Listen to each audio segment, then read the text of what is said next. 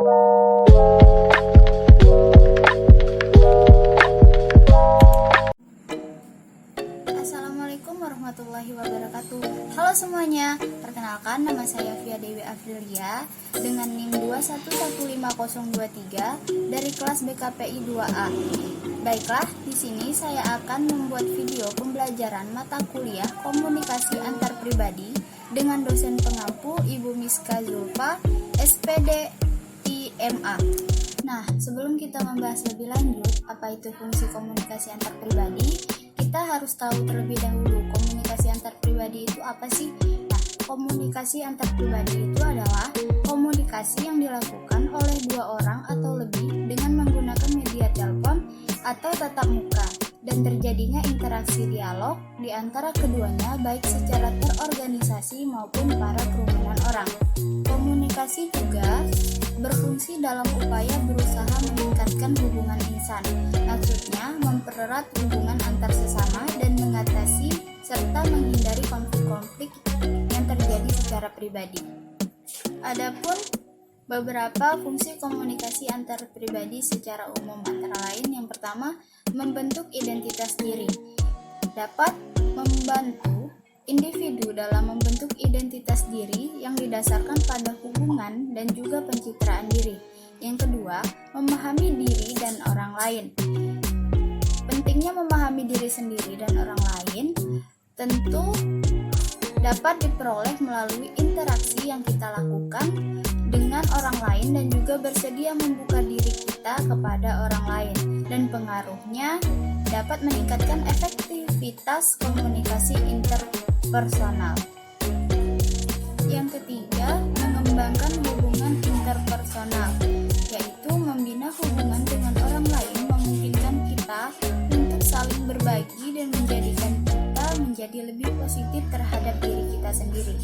Yang keempat, menyesuaikan diri. Nah, salah satu teori komunikasi antar pribadi ini menjelaskan tentang teori akomodasi komunikasi, yang mana menyatakan bahwa pembicara akan menyesuaikan atau mengakomodasikan gaya berbicara pendengar dalam rangka untuk membentuk persetujuan sosial dan efisien komunikasi yang lebih besar. Yang kelima, memperoleh informasi. Selama berlangsung proses komunikasi, hal ini dapat membantu kita untuk berkomunikasi secara lebih efektif dengan orang lain dengan cara memprediksi apa yang mereka pikirkan, rasakan, dan tindakan mereka. Yang keenam, mengurangi ketidakpastian terkait dengan informasi yang diperoleh. Selama komunikasi, kita harus berbagi dengan orang, begitu juga dengan sebaliknya, mengurangi sejumlah ketidakpastian yang dialami. Yang ketujuh, mempengaruhi orang lain. Komunikasi antar pribadi ini terkadang digunakan untuk mencapai beberapa tujuan, salah satunya mempengaruhi orang lain. Yang kedelapan, manajemen konflik. Nah, dalam hal ini, ketika kita dapat menangani konflik dengan baik, maka akan mengarahkan kita pada kepuasan hubungan. Berbagai jenis manajemen konflik yang dilakukan adalah bersaing, berkolaborasi, akomodasi, penghindaran, dan kompromi. Yang kesembilan, mengembangkan keterampilan komunikasi suportif.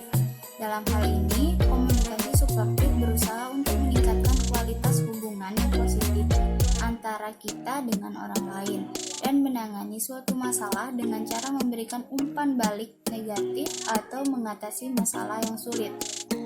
Dan yang terakhir, ke-10, mendeteksi kebohongan.